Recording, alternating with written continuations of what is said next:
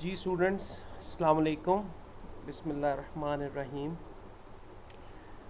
The last video was regarding the same topic, major marketing activities and decisions, जो हम अभी तक continue किए हुए हैं एक ही टॉपिक को.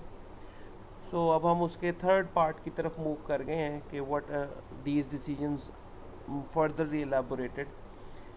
So marketing strategy decisions basically development of strategy के बाद के डिसीजंस हैं. यानी कि हमने मार्केटिंग स्ट्रेटजी में कौन से डिसीजंस इन फ्यूचर प्रैक्टिकली लेंगे जिसकी वजह से आपकी मार्केटिंग स्ट्रेटजी जो है वो सक्सेसफुल हो सकती है. This is basically a plan for how organization will use its strengths and capabilities to match the needs and requirements of the market. अपनी कंपनी को के रिसोर्सेज को, स्ट्रेंथ्स को, कैपेबिलिटीज़ को, जो हम लास्ट वीडियो में स्वॉट एनालिसिस भी पढ़ चुके हैं, इंटरनल एनालिसिस, सिचुएशन एनालिसिस, और हमने वो इन्वायरमेंटल स्कैनिंग सब देख लिया है. तो उसके बाद you will able to understand the strength and capabilities to match the needs and requirements of the market. तो उसमें हम मार्केटिंग स्ट्रेटजी डिसीजंस लेते हैं जो कि बेसिकली टू फैक्टर्स पे, टू एलिमेंट्स पे बेस करता है. यानी कि ये जो मार्केटिंग स्ट्रेटजी डिसीजंस हैं, ये आप दो क्राइटेरियाज़ को जेन में रख के लेंगे. One is the target market जिसको आप फोकस कर रहे हैं, and other is the marketing mix जिसको आपने प्रोडक्ट के थ्रू, अपनी प्रोडक्ट और सर्विस के थ्रू अप्लाई करना है. यानी कि उसके price, product price, place and promotion. So वो मार्केटिंग मिक्स, और वो मार्केटिंग मिक्स किस टारगेट मार्केट के लिए आपने डिज़ाइन किया है, ये दोनों चीज़ें आपने माइंड में रख के इसकी प्लानिंग करनी होती है, मार्केटिंग स्ट्रेटजी बनानी होती है. That how those decision should be taken to best fit of your marketing strategy in market और फॉर द कंज्यूमर्स. सो ये 4 P's जो हैं वो product, price, place and promotion, organisation के हो जो प्रोडक्ट के रिगार्डिंग होते हैं, इसको आपने एनालाइज करना होता है. और right combination of target market और मार्केटिंग मिक्स का आपका डिस्टिंक्ट जो स्ट्रेटजी बनाएगा और आपको बेस्ट कंपेटिटिव एडवांटेज प्रोवाइड करेगा ओवर इट्स राइवल्स. अपनी जो आपकी राइवलरी है, कंपेटिटर्स होंगे. सो मूविंग टूवर्ड्स फॉरवर्ड, ये मैंने आपको सिर्फ अभी ये टॉप लाइन का डिस्कशन की है. मार्केटिंग स्ट्रेटजी डिसीजंस जो बेस करते हैं आपके दो बेसिक क्राइटेरियाज पे. Now those decisions, what point includes in these decisions, और इसमें कौन कौन से मेजर फैक्टर्स हैं जिनको हमने डिसीजंस के अंदर एलाबोरेट करना होता है, समझना होता है, और स्टेप्स क्या हैं जो स्ट्रेटजी बनाने में या स्ट्रेटजी डिसीजंस लेने में हेल्पफुल होते हैं, वो स्टेप्स हम देख लेते हैं. Market segmentation and target marketing. पहले हम थोड़ा सा मार्केट सेगमेंटेशन को लुक आफ्टर कर लेते हैं कि what is the market segmentation. देखें, हम जितने भी सेगमेंटेशन के टॉपिक्स पढ़ते आ रहे हैं पिछले बैचलर और मास्टर लेवल में, जिसमें साइकोग्राफिक सेगमेंटेशन, डेमोग्राफिक सेगमेंटेशन और जियोग्राफिकल सेगमेंटेशन, बहुत सारी इसमें सेगमेंटेशंस की टाइप्स हैं, 5 टाइप्स हैं. तो इस सेगमेंटेशन के जो बेसिकली तरीके हैं या ये किस तरह होती है, सेगमेंटेशन का बेसिक पर्पस क्या है, इसकी बेसिक डेफिनेशन क्या है. हम ये भी कंसीडर करते हैं कि dividing the whole market into smaller parts is called segmentation. एक चीज़ आप ज़रूर इसको मेमोराइज़ कर लें या इसको अपने जहन में बिठा लें कि मार्केट कंबाइन होती है, कंबाइंड इफ़ेक्ट शो करती है. यानी कि आपने मार्केट के अंदर कोई लकीरें नहीं फेरनी, कोई पेंसिल पकड़ के, कोई मार्कर पकड़ के आपने कोई सेगमेंटाइज हाथ से नहीं करना.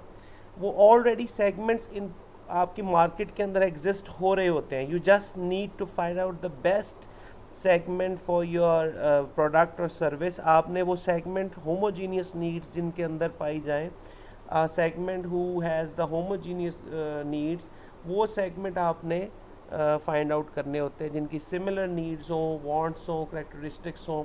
तो वो such type of to finding out the group of people who has homogeneous needs और सिमिलर नीड्स, तो वो आपकी सेगमेंटेशन होगी. So the word is to divide the market is not very correct, but to find out the best segment is the correct word for segmentation. कि हम market already exist कर रही है, but आप उसमें से सेगमेंट को तलाश करते हैं फाइंड आउट करते हैं कि कौन से वो सेगमेंट है जिनकी होमोजीनियस नीड जो है वो एग्जिस्ट कर रही है, और वो फिर आप उसको प्रोडक्ट को वहाँ टारगेट करते हैं, अपनी टारगेट मार्केट एक सेगमेंट को चूज़ करते हैं या मल्टीपल सेगमेंट्स को चूज़ करते हैं, और उसके ऊपर फिर अपनी प्रोडक्ट को वन और मोर टारगेट मार्केट्स पे फ्लोट करते हैं, और उसके बिजनेसेस और इंस्टीट्यूट्स जो आपने फाइंड आउट किए हैं उसकी मार्केटिंग एफर्ट्स पुट करते हैं. So this is basically the segmentation का पर्पज़ आपको बताना था, डेफिनेशन क्लैरिफाई करनी थी कि ये हम जो डिवाइड द मार्केट है, this is too proper word but in sense of के finding out the segmentation is basically the best representation of segmentation, how we segmentize the market. Ab, because you have many types of technology here and you may use multiple technology gadgets or RFID type of system, barcoding system जो retail stores के अंदर आपको मिलते हैं, and you will able to analyse the consumption level of your consumer, और आपको पता लगेगा बेस्ट नो आप कर सकते हैं कि which customer most preferred which product, और किस प्रोडक्ट पे आपने सबसे ज़्यादा स्पेंड करना है, किस प्रोडक्ट की आपने टारगेट मार्केट को किस तरह विजुलाइज करना है, उसकी क्या बेसिक डिमांड्स हैं, और वो उसके प्रमोशनल मैसेजेस भेजने हैं, आपने सोशल मीडिया को कवर करना है. सो टेक्नोलॉजी का जो इसमें रोल है वो आप कभी भी इसको मिनिमाइज़ नहीं कर सकते, इसको फॉरगेट नहीं कर सकते. So finding out the segmentation, then we will move towards the best fit of your segment, that is target market. आप अपनी टारगेट मार्केट को फाइंड करते हैं और उसके ऊपर अपने डिसीजंस जो हैं वो लेते हैं. So moving towards the next topic, that is basically the product decisions. Product देखें, कोई भी चीज़ सबसे पहले जो आपके कस्टमर ने देखनी है, जिसके बेसिस के ऊपर आपकी मार्केटिंग होती है, जिसकी बेसिस के ऊपर उसने प्राइस पे करनी है, जिसकी बेसिस के ऊपर आपकी प्रॉफिटेबिलिटी राइज होनी है, जिस चीज़ को आपकी HR ने सेल आउट करना है, एनालाइज करना है, जिसके गिर्द पूरी कंपनी घूमती है, वो है प्रोडक्ट डिसीजन. अगर आपका प्रोडक्ट डिसीजन एक्यूरेट नहीं है, your all efforts, your all functions of the company, even production, even finance, even HR, even operation, all come to an end, और आपको ultimately there will be no profitability, there will be no relationship with the customer, you will find a gap in it. अगर आपको याद हो कि Samsung का एक जो सेल फ़ोन था, that is Samsung note 7 I think, जिसकी बैटरी का कोई इशू था, और वो कंपनी ने उसको जब थ्रो किया, हिट किया मार्केट को, और उसके कोई रूमर्स आने लग गए फर्स्ट ऑफ ऑल, फिर उन्होंने कंफर्मेशन ली, then they find out really there is a matter of some sort of short circuit in the cell phone due to the battery. तो उन्होंने वो तमाम प्रोडक्ट अपनी मार्केट से उठा ली ताकि आपका जो रिलेशनशिप है विद द कंज्यूमर वो बैड ना हो, और उन्होंने बल्कि इवन सच कस्टमर जो परचेज़ कर चुके थे उनको उसकी अमाउंट के बिहाफ पे रिवर्स प्रोसेस के थ्रू या ऑन अदर कोई सेट के थ्रू उन्होंने उसको कंपनसेट किया. So product decision should B analyzed first and need much more time to find out which type of feature or product or value a customer or consumer need, because ये वो वाहिद चीज़ है आपके 4 P's में से, product जिसके around आपके बाकी के 3 P's घूमने हैं. यानी ये वो वाहिद प्रोडक्ट है जिसकी प्राइस आपने सेट करनी है अपने कंज्यूमर को सेट करने के लिए, उसकी प्रमोशन होगी और इसी की प्लेसमेंट होगी. So product is the thing which can not be changed, और if you decided once that you need to make these features in your product, then analyze first what your consumer demand is. अगर आपको कोई भी product जो है वो बनानी है, तो बहुत सारी ऐसी प्रोडक्ट्स हैं जो आपको एनालाइज हो रही होती हैं, आपको पता लग रहा होता है कि मार्केट में इसका गैप, और आप उसको फाइंड आउट कर लेते हैं. पेप्सी मैक्स की एक एग्जांपल मैं यहाँ कोट करता हूँ. पेप्सी मैक्स एक प्रोडक्ट थी, SBU था बेवरेजेस में पेप्सी का, जो कि डाइट के तौर पे यूज़ होती थी, शुगर फ्री प्रोडक्ट के तौर पे. They introduce in the market very well, बहुत ज़्यादा उस पर पब्लिसिटी हुई और लोगों को बताया गया कि ये डाइट्री प्रोडक्ट है और डाइट पेशेंट्स के लिए और जो स्पोर्ट्स के लोग हैं उनके लिए यूज़ होती है. Ultimately they find out the gap that जिसमें उनको शुगर पेशेंट्स मिल रहे थे, जिसमें उनको स्पोर्ट्स के जो प्लेयर्स हैं उनको टारगेट किया गया, बट उनको ये शायद ये एनालाइज नहीं हो पाया बट कि ये जो उनकी पेप्सी डाइट प्रोडक्ट थी, जो एक और शुगर फ्री प्रोडक्ट है, उसके साथ उसका कंपटीशन जो है वो मार्केट के अंदर शुरू हो गया, यानी अपनी प्रोडक्ट के साथ ही दूसरी एसबीयू का कंपटीशन शुरू हो गया। That is the concept of cannibalism, जिसमें आपका एक प्रोडक्ट आपकी ही दूसरी प्रोडक्ट का कंपटीटर बन जाए, and they find out the huge investment that they invested on the Pepsi diet is just going down, और अल्टीमेटली उन्होंने पेप्सी मैक्स को दोबारा वापस मार्केट से उठाने का फ़ैसला कर लिया, and they wind it up here.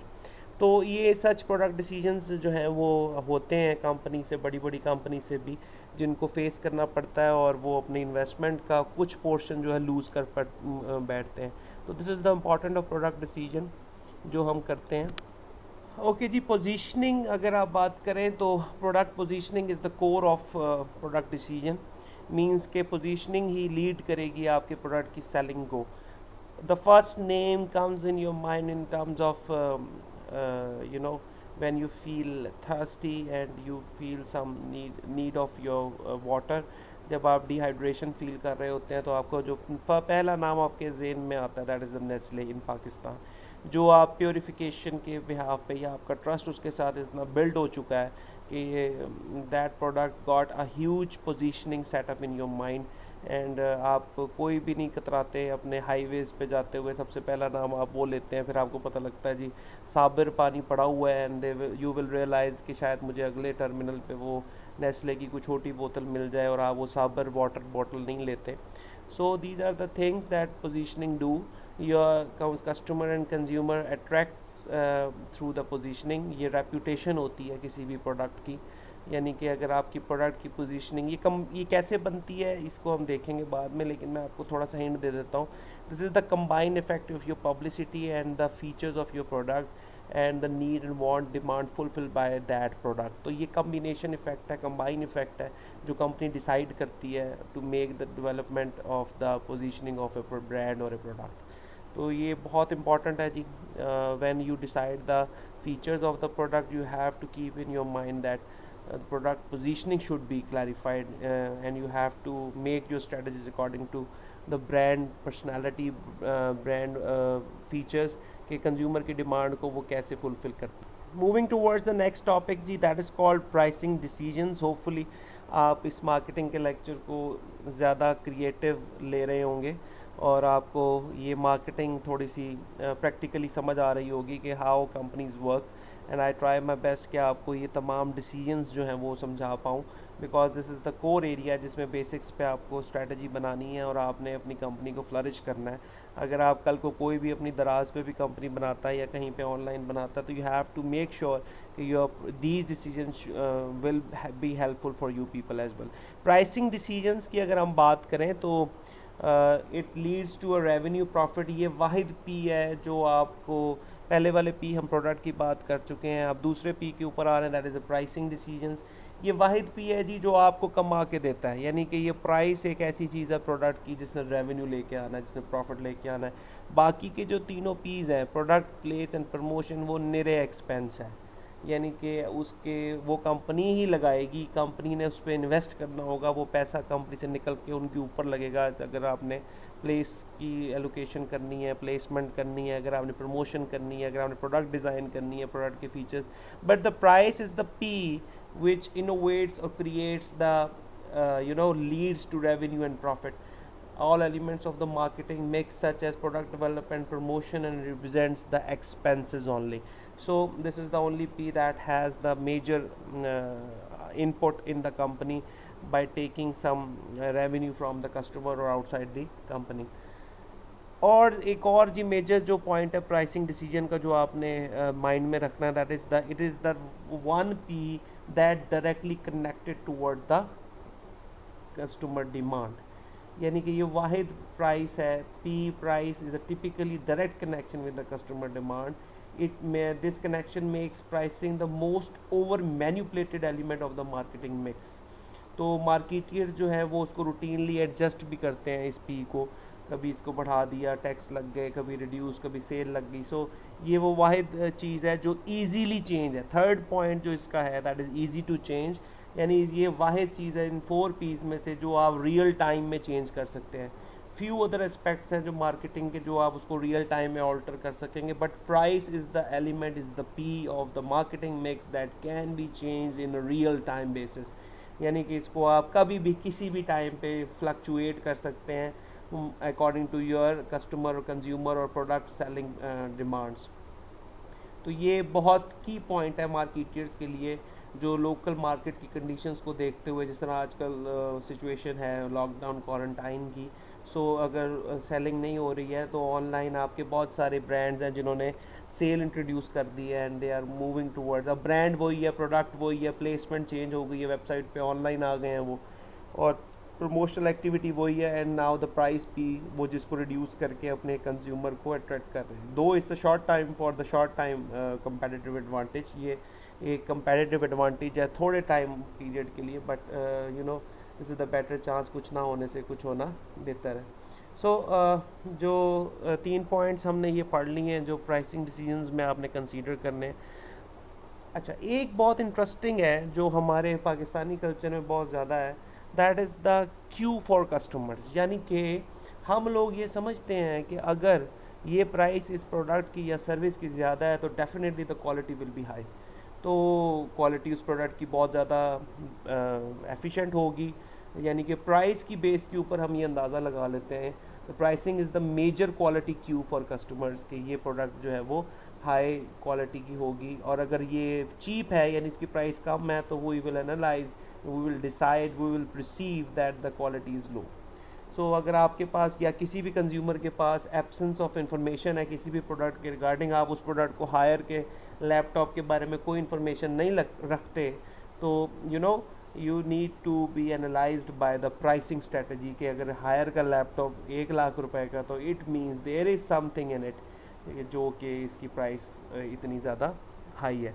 सो ये 4 डिसीजंस हैं जो आपने प्राइसिंग के रिगार्डिंग जो है अपने डिसीजंस में इसको एनालाइज रखना है और माइंड में रखना है।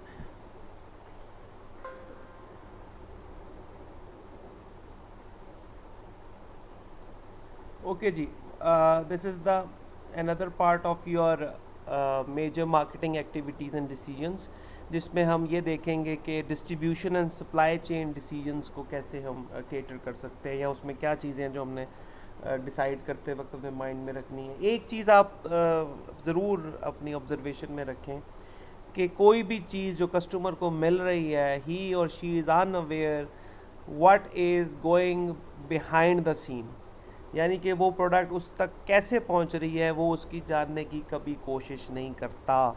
यानी कि ये प्रोडक्ट पेप्सी की आप तक आई, या मुझे जैज़ का कार्ड लेना है मुझे शॉप से मिल गया, ये किन रस्तों से होते हुए, किस सप्लाई चेन से, किस डिस्ट्रीब्यूशन चैनल से होकर मेज तक पहुंचा है, इसका मैं कभी बॉदर नहीं करूँगा। बॉदर तब होता है जब वो सप्लाई चेन रुकती है, when customer unable to find the best product according to his or her need। Sanitiser के साथ हुआ, मास्क के साथ हुआ, यानी कि अब सप्लाई चेन रुकी, अब उन्होंने ढूंढना शुरू किया कि हाँ जी फार्मास्यूटिकल कंपनीज़ को टच किया, किसी ने किसी का दोस्त कहीं काम करता था उससे पता किया किस किस के पास हो सकता है। सो ये तब होता है when there is a shortage और लाइन एक्टिव्स नहीं हो, रॉ मटेरियल मिल ना रहा हो और फिनिश प्रोडक्ट ना बन रही हो और अल्टीमेट फाइनल कस्टमर को डिलीवरी ना हो रही हो। So the basic purpose to tell you that कि इंटरनेट जब बंद होता है तो पता लगता है कि शार्क्स ने पीछे से वायर्स कट कर दी हैं तो इंटरनेट बंद है। Then we will go to identify the supply chain और the distribution of the product और service. So ultimately you have to make yourself, जितनी अच्छी आप सप्लाई चेन डिस्ट्रीब्यूशन चैनल बनाएंगे इस एसेंशियल फॉर योर कस्टमर। इसके 3 basic steps हैं जी। The essential जो अच्छी डिस्ट्रीब्यूशन सप्लाई चेन मैनेजमेंट होती है, you have to get the product to the right place at the right time in the right quantities at the lowest possible cost। सस्ती अच्छे time पे अच्छी quantity में अच्छी चीज़ अच्छी लोकेशन पे मिलना ही कारनामा है आपका डिस्ट्रीब्यूशन सप्लाई चेन मैनेजमेंट का। तो ये लॉन्ग टाइम एक्टिविटी है, ये वन टाइम नहीं है, ये स्ट्रैटेजिक डिसीजन है। मैं आपको पहले लेक्चर में बता चुका हुआ हूँ जो लास्ट वीक का था कि strategic decision supply chain management पे अप्लाई होते हैं। स्ट्रैटेजिक डिसीजन वो होते हैं जो once taken and can not be replaced और रिवर्स्ड। उसकी इन्वेस्टमेंट वंस होती है। अगर आपने कोई प्लांट लगाना है तो आप उसकी बिल्डिंग खड़ी करेंगे, तो वो बिल्डिंग कहाँ, किस लोकेशन में, किस तरह की होनी चाहिए, वो एक स्ट्रैटेजिक डिसीजन है। क्योंकि वो एक दफ़ा इन्वेस्टमेंट हो गया तो वो वापस रिवर्स नहीं हो सकता। आप उसको देख देख के रो सकते हैं, बट वो जो स्ट्रैटेजिक डिसीजन है, it can not B reversible. So make that thing sure that supply chain management or distribution investment is a long line of activities जिसमें raw material से लेकर प्रोडक्शन से लेकर फिनिश प्रोडक्ट और ultimate delivery to final customer तक involve होता है। तो दीज आर द मेंबर्स जिसको आपने इफेक्टिव बनाना है। और इफेक्टिवनेस कैसे आएगी, ये इसकी बात कर रहा हूँ। Supply chain effectiveness means you are delivering the right product at the right place at the right time with the right quantities but at the lowest possible cost is your supply chain effectiveness। so ये basic decision है जो कि आपको देखना है, करना है कि अपनी मार्केटिंग स्ट्रेटजी डिसीजंस में किस तरह से ये वर्केबल हो सकता है। ओके जी, प्रमोशन डिसीजंस की तरफ आएँ अगर, तो आईएमसी का नाम और ये पूरा एक सब्जेक्ट है इंटीग्रेटेड मार्केटिंग कम्युनिकेशन का, जो बीबीए में हम पढ़ाते हैं बैचलर लेवल पे और even in MBA as well.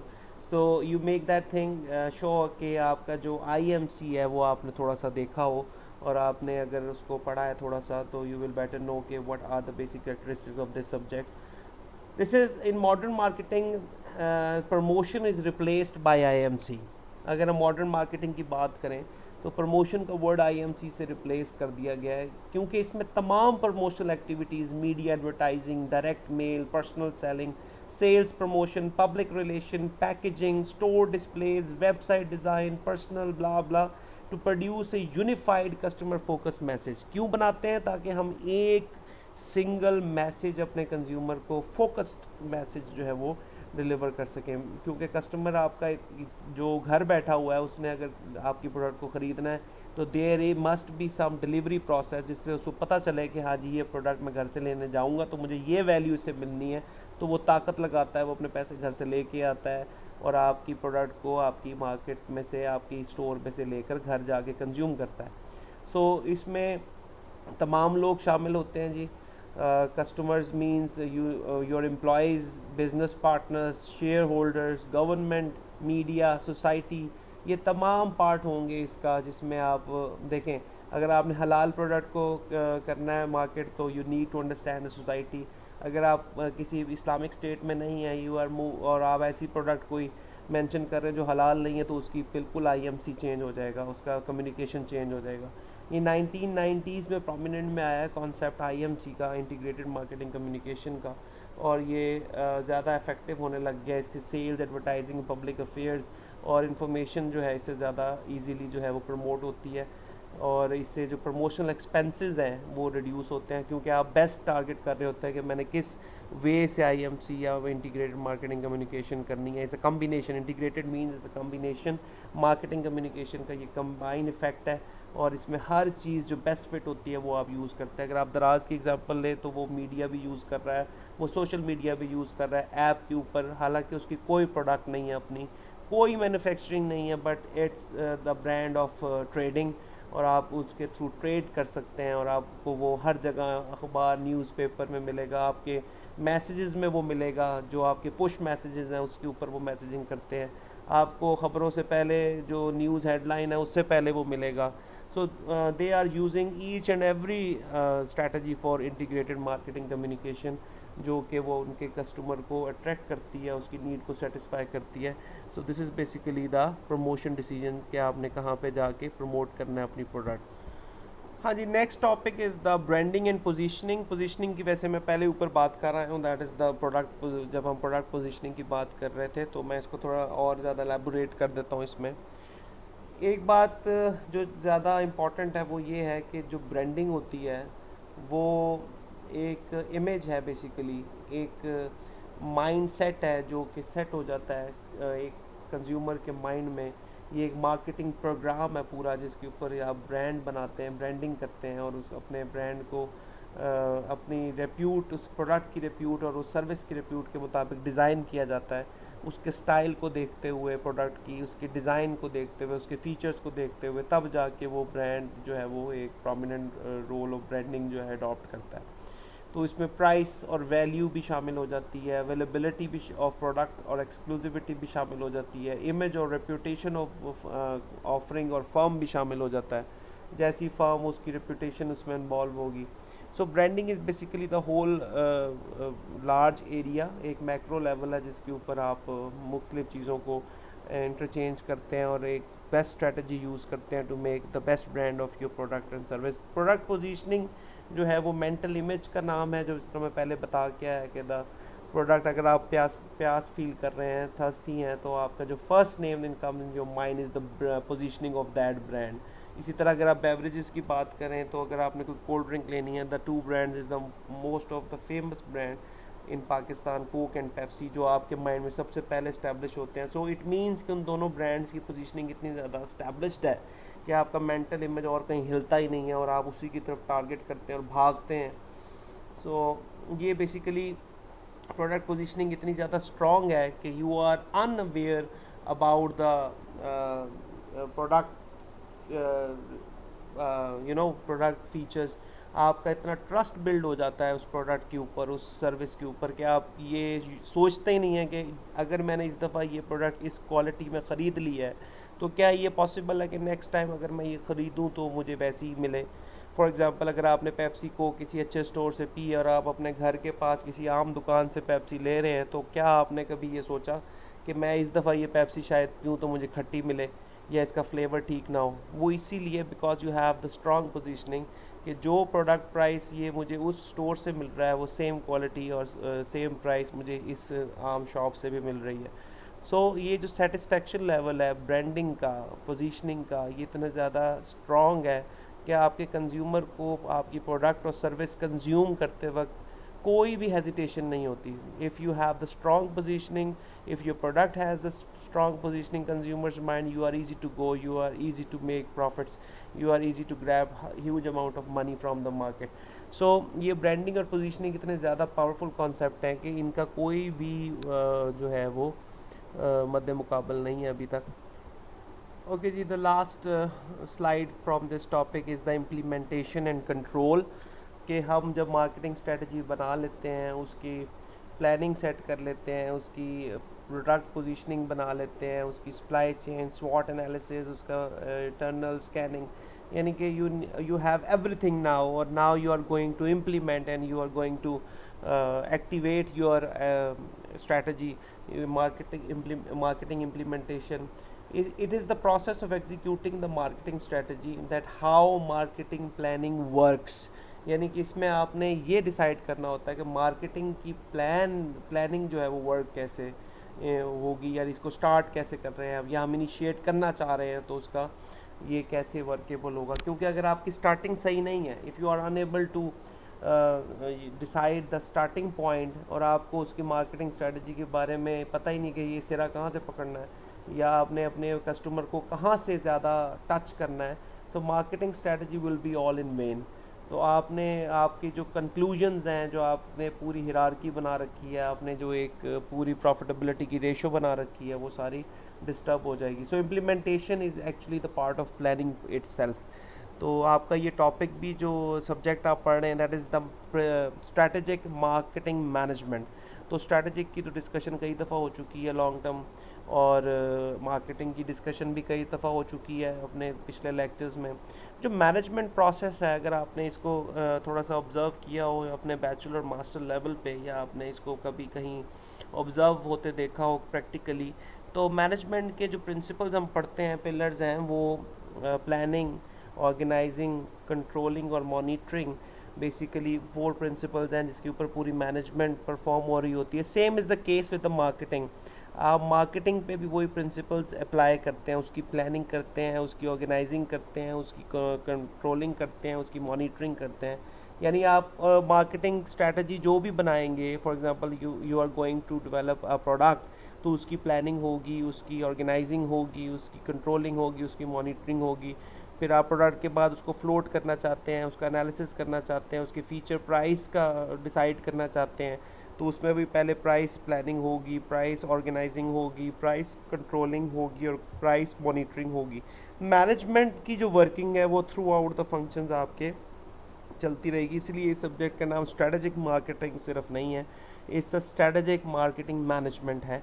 तो आप इस चीज़ को ज़रूर जो है ऑब्ज़र्व करें कि ये मैनेजमेंट इसमें इन्वॉल्व रहेगी। और जब आप मार्केटिंग के इम्प्लीमेंटेशन फेज़ में जाएंगे तो you need to plan it कि how to execute this marketing strategy, जो आप पिछले चंद लेक्चर से मेरे साथ हैं, वो कैसे अब एग्जीक्यूशन फेज़ में जाएगा। तो वो आपने प्लान करना है, उसको ऑर्गेनाइज करना है, उसको कंट्रोल करना है और उसको मॉनिटर करना है। So these are the basic implementation and control phase. आगे अगर हम देखें तो कंपनी दो तरह के रिलेशंस के ऊपर अपने कस्टमर को बनाती है, यानी कि दो रिलेशनशिप जो बेसिक्स हैं वो कस्टमर जो है वो अर्न करती है वाया कस्टमर्स।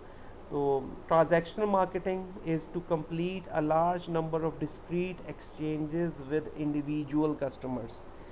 ट्रांजैक्शनल मार्केटिंग का बेसिक पर्पस सिर्फ यही है कि प्रोडक्ट को फेंके जाओ और पैसा कमाए जाओ। There is no relationship building और बॉन्डिंग इन ट्रांजैक्शनल मार्केटिंग।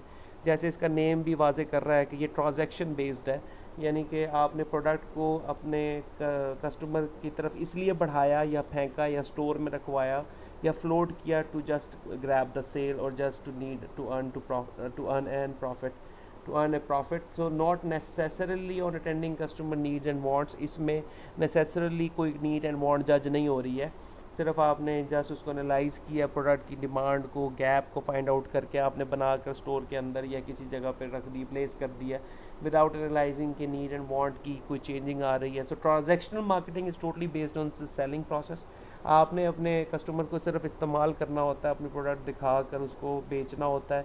जिस तरह आजकल हम अपने स्टोर्स पे करते हैं कि हमें नहीं पता कि उसकी कंजप्शन या जो बॉन्डिंग है हमारी उस प्रोडक्ट के साथ है। अगर हमें कोई सोप पसंद है तो वो अगर नहीं मिल रहा तो वी विल चेंज और अडॉप्ट और परचेज अदर सब्स्टिट्यूट सोप, हम किसी और सोप को ले लेते हैं। सोप के साथ बॉन्डिंग हमारी नहीं है। बट अगर कोई और ब्रांड ऐसा आता है सोप का जो हमारे साथ बॉन्डिंग क्रिएट करता है, कोई हमें स्पेशलिटी, कोई वैल्यू, कोर वैल्यू डिलीवर करता है, definitely there is a gap in relationship marketing कि कोई भी ब्रांड जो है वो सोप के अंदर रिलेशनशिप मार्केटिंग अभी तक नहीं बना पाया।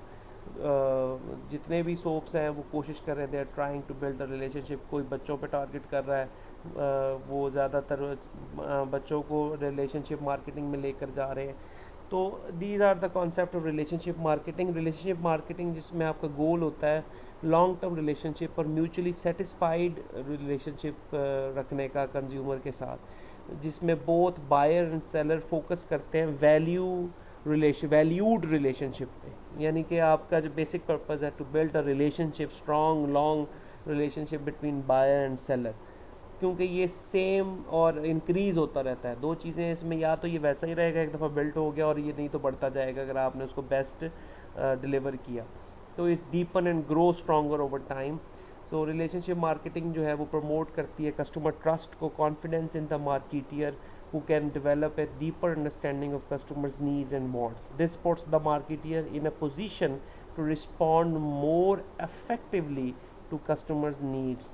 So ये जो वैल्यू है इसके रिलेशनशिप से बढ़ती है। The whole concept is relationship marketing is much more worthwhile than transactional marketing, but depends on your product and services that what you are delivering to the segment or target market. So this is the whole idea of the topic. So make sure कि आपको ये understanding बेहतर develop हो गई हो। Please इसको ज़रूर feedback दीजिएगा। Thank you very much. So nice of you, stay blessed.